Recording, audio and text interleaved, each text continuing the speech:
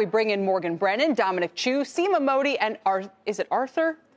You can go with Arthur if you like. Arthur Hogan from Boston, the chief market strategist with National Securities. And let's start by talking about some gold and Bitcoin. Both of those are higher today. Gold up by 2%, Bitcoin up by about 2.3%. Guys, gold hitting its highest level in more than 6 years. The headline is it's over $1,500 an ounce now. We know Bitcoin's been a little bit more volatile, but we were talking yesterday. Quincy Crosby was saying gold could be even higher if you didn't have the Bitcoin as an alternative now. And today, everything's popping. Listen, whether you're a gold believer or a crypto believer, one cannot dismiss that the rise in Bitcoin and gold is coinciding with the sharp drop that we're seeing in equities and bonds. There are also other market forces at play that we've been discussing today. $15 trillion in negative yielding debt. Plus, even the S&P 500, worth noting, even with a decline today, it's still trading at 19 times price to earnings. So it's still highly valued stock market that investors are dealing with. So is it the time to diversify into other assets is the question. 15 trillion. But it's not just, but it's all, it's many real assets, right? I mean, even real estate is getting a bid because of interest rates, you could argue, that sort of thing. But when I walked in this morning, I remember doing a market update on Squawk Box this morning, highlighting what was happening in gold. And somebody reached out to me on social media, on Twitter, and says, forget gold. Did you see what's happening with silver right now, which is even higher than what gold is doing today? So it's not just silver and gold and crypto. This idea that there is an asset reflation trade in play is there for the safe haven or perceived safe haven trades, not just for every asset class out there. Yeah, two things. First, you cut interest rates, you make gold less expensive to carry. Price tends to go up. Second thing, do not overlook the fact that central banks around the world, China being the latest to put numbers out today, are buying up gold as a hedge and looking to shift more of their reserves away from the dollar. By the way, this is all happening with the dollar really high, right? Yes. So gold should be much lower. These are all priced in dollars. So despite all those things that Morgan was saying, even with a high dollar, you've still got things like gold elevated in price. And what you don't have, this is kind of the flip side of the coin, is oil. Equities are off their lows today, but oil just keeps slumping.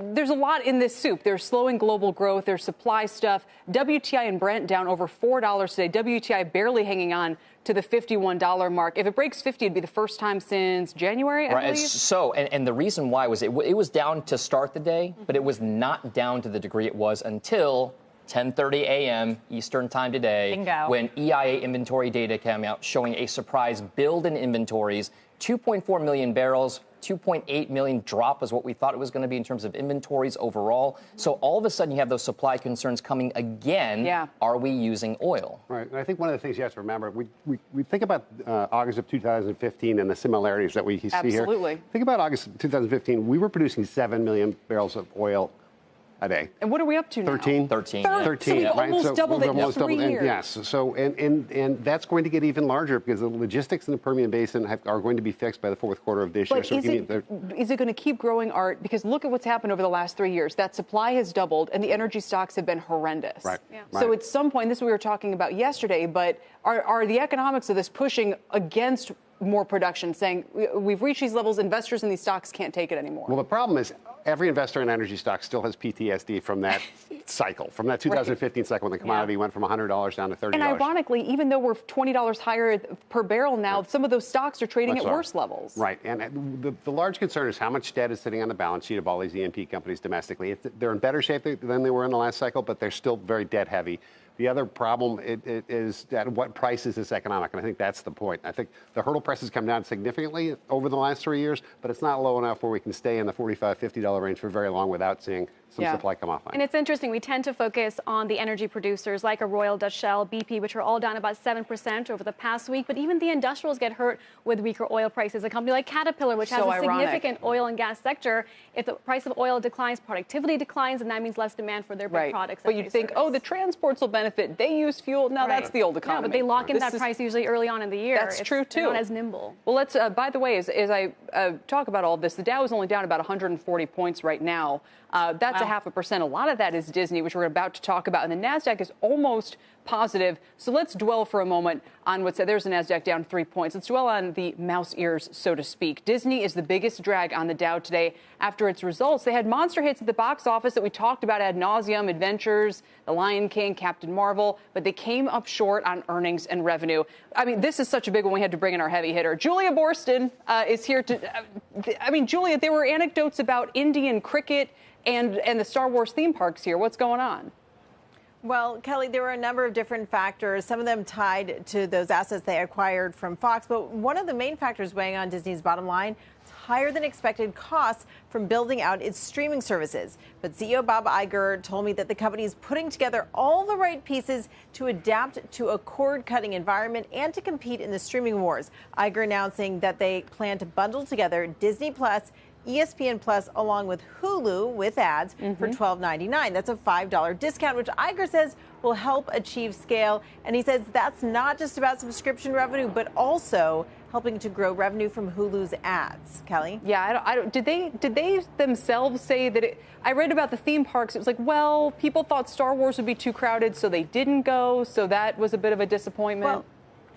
Well, so, Kelly, they took all of these steps to prevent the new Star Wars land called Star Wars Galaxy's Edge, which just opened here in Anaheim at Disneyland in Anaheim. They took all these steps to prevent it from being too crowded. But they said the combination of the fact that they were charging peak ticket prices, which is more expensive than they had in years past, also the fact that hotel rooms were more expensive, not just at Disneyland, but also all the surrounding hotels had raised their prices, and all this chatter about crowds, they said that that added up to fans wanting to hold back and wait. And also, Kelly, don't forget that Star Wars Galaxy's Edge is going to open a second attraction. So the land opened with only one attraction, so they think people may be waiting until the second one opens as well. What, do you have a ticket, Dom? I went in May, and I said, why couldn't I have waited until, Galaxy's Edge was open? But you may get a little bit of that effect of kind of waiting until the one in Florida kind of opens up fully.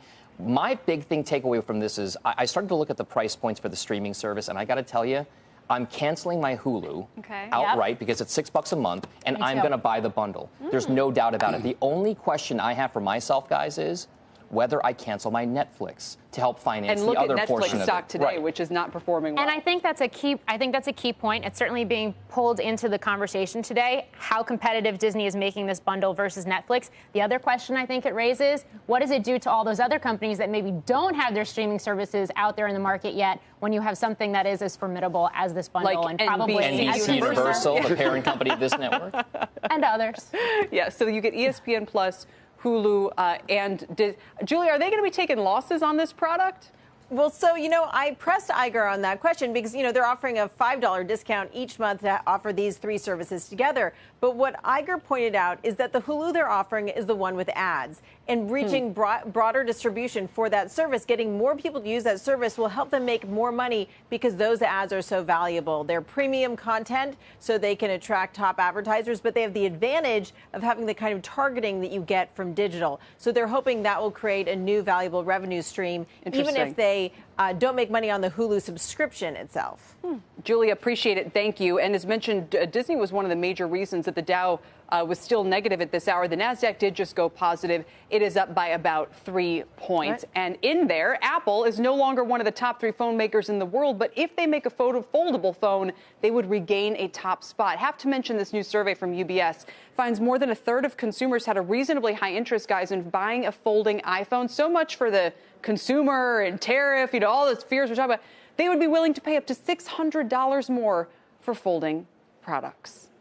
I don't think you could pay me $600 to want a folding phone. I'm not sure where the demand is coming from. My first phone folded, but it was a Motorola shelf phone, and I don't think we need to go back to that. It's interesting that when we think about what people say in surveys and what they actually do in real life are two completely different things. Apple's got a stronghold on what people really want, so it feels like their market share is not going to slip there. They're going to have some exciting things, but we're not going to see real growth in the smartphone until 5G rolls out. So it's very much like, why did I go to Disney before this came out? Why are you going to buy a new phone unless and until it's 5G? And we heard Verizon talk about that. I mean, we've talked to the providers about the sort of gulf they're seeing as people just wait for the next upgrade. So, well, by the way, Art, what would you do with the Nasdaq here? I mean, just to kind of bring this all back around as we watch the market regaining some of its footing this afternoon. Right. Does that make sense to you, given what's happened with bond yields? It does not make sense, only because I think there's another shoe to drop before we get good news coming out of U.S.-China trade. Remember, there's going to be a big gap in time between the next time we actually hear something constructive, if we do, and that's in September.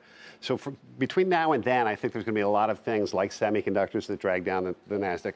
I'd be careful right here. I think of the three major indices, the S&P 500 probably looks the fairest of value, and 58% of the companies in that index right now have a yield that's higher than the 10-year. Right. That never happens.